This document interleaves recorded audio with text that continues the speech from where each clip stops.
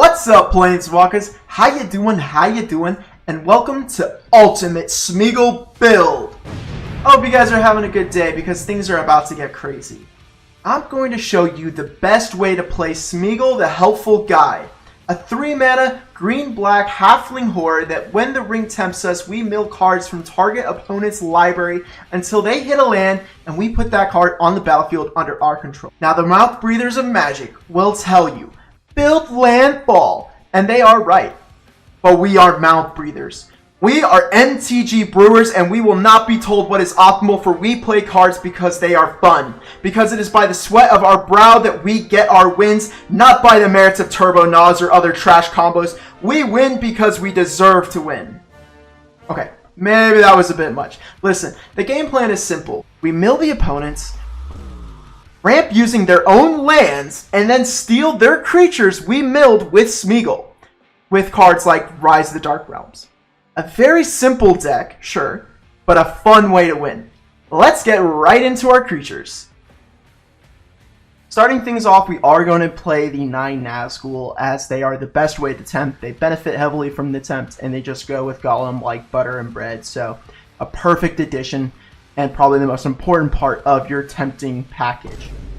Moving on, we have Little Golem, or Golem Patient Plotter, as a way to tempt when he leaves the battlefield, and we can recur him. We have the Ring Wraiths for removal, and they also have some recursion. And we have the Witch King because technically he tempts while being an absolute unit. We do have some creatures that reanimate creatures from other graveyards, like Nezumi Grave Robbers and Junji the Midnight Sky. We have a sack package with Viscera Seer, Woe Strider, and Golem. Basically, with Golem, when we sacrifice our creatures, we are tempting, so we do want to have a way to sacrifice creatures. And now, listen. I know what I'm about to say may seem bad, but we actually do play some of the landfall shenanigans in this deck. Now, look, it's not optimized, but it is a really cool combo. So for that reason, we are playing Dunedain Rangers, Scoot Swarm, and Rampaging Baloths. So the way the landfall combo works is we will use Dunedain Rangers, a landfall token maker, our commander, and a sack outlet to go basically almost get every single land out of our opponent's library. Technically we can, but you have to be careful with the targeting, and so sometimes that just makes it impossible, but for the most part you'll probably win after this, as most people will have almost no cards left in the library, and you'll have a huge resource advantage. So what's going to happen? We tempt ourselves, get a ring bearer, sack that ring bearer. A land will enter the battlefield, trigger Dunedain Ranger since we don't have a ring bearer, select one of the tokens that we just made. We have to stack our triggers correctly. Sack that token then. Golem will have a trigger because we got tempt. Go get another land, and then it just repeats that cycle. Just make sure that you are sacking your ring bearer as Golem triggers. Go find that other land. Keep making a token with the landfall, then making it a ring bearer, then sacrificing it. And sometimes, here's another thing about the sacrifice, you could be netting mana, so technically this is an infinite mana combo if you play one of the altars that make mana. Or infinite drain as well if you have an aristocrat style. Then finally we have some utility creatures. So we have Orborg Scavengers as a way to get rid of some nasty cards in people's graveyards. Some people run some flashback cards, so that's a good way to get rid of those. And then we also have Deathrite Shaman for the exact same reason, and technically he might as well be our second Planeswalker. For our Planeswalkers, we are playing Vraska Golgari Queen, as she can remove opponent's permanents, so she's pretty good for that. And then she also gives us some card advantage because we do play quite a few creatures in this deck that we do want to sacrifice. Now for the thick part of our deck, which is going to be our spells. So we're going to start off with the removal, which is going to start with Golem's Bite, as it can tempt us later, Assassin's Trophy because it literally hits everything, and Krosan Grip because of those pesky control mages we need to be able to get around their counterspell. Next, we're going to have Baleful Mastery as a way to exile, Yawgmoth's Vile Offering because it literally does everything we want, and then we have Casualties of War because it is a staple in Golgari. I mean, you have to play Casualties of War. It's mass removal on a stick. We absolutely love this card. Now, speaking of mass removal, we are also playing Damnation with, and Damnation's price has gone down quite a bit, so I also think it's a good time to pick it up. Yes, it's still an expensive card, but it was a lot more just a little while ago. And we are playing Calling Ritual because we need to punish Joyra players.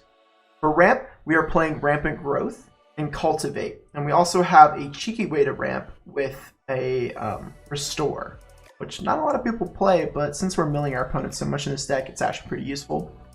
And then we do have some reanimation effects. I say some jokingly, we actually have quite a few. So we'll start things off with actual reanimate because it's 1 mana, so it's great, and it was just reprinted, so it's cheap now. And we have Sam's Desperate Rescue, which tempts. It's not technically reanimate, I know, but it's still really good in our deck because of the tempt. We have Beacon of Unrest because it shuffles back into our library, meaning we can just do it a whole bunch. And then we have the Catacombs, from the Catacombs. It has Escape, so it is recurable. Not as good, I would say, as Beacon of Unrest, but pretty close. We have Vat Emergence for Proliferate, which I think we have. Someone should definitely check on that. Okay, and then we have Fated Return, since it's instant speed, and for Mass Reanimate, we have Breach the Multiverse, which is really good the more players are there. So for 4 players, sorry, you're getting 4 creatures or planeswalkers. It's usually going to win you the game. And then, of course, we have Rise from the Dark Realms as just, I mean, it's Mass Reanimate. That's what it does. It's very good. It's a must counter in our deck. And finally, we have one of my favorite flavor text on a card. We're playing that card. It is Hatred. It is a flavor win for Smeagol, and in general, it is just a good card because, well, hey, someone's not blocking a creature and you want them out of the game. Easy as that. And better yet, if it's your creature and it has lifelink, even better. So, always a good card. For artifacts and enchantments, we have our ramp cards like Soul Ring and Arcane Signet, and Inherited Envelope, which tempts us as well. We also have Chromatic Lantern, as it is an unsung hero of this deck, as it lets us tap the lands we steal for any color. We are playing some one-of cards like Bilbo's Ring for card draw, Sword of Anime for ramp, and Explorer Scope for... We have Strionic Resonator to steal 2 lands twice or copy any of the other broken triggers that we have in this deck. Altar of Dementia is a sack outlet, and it's not on a creature, so it's a little harder to remove, so it works perfectly for our deck as it also mills. We have Realm Breaker to steal even more lands, and also have 2 of the best artifacts to come out this year with Portal of Phyrexia as removal and reanimation, and the One Ring to just draw and have protection for a turn.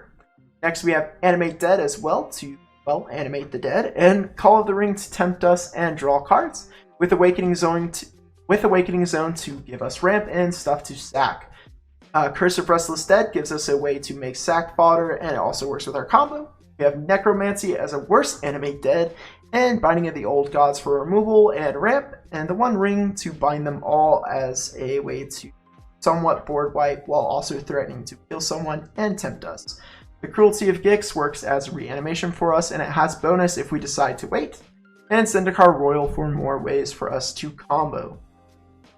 Finally, we have our boring lands, and for the most part, it's going to include the Golgari dual lands with some utility lands like Beseiju, who endures, as removal, Phyrexian Tower as a way to sacrifice it instantly if we need to, and with some draw lands like Gaia Reach Sanitarium and Castle Lochthwain.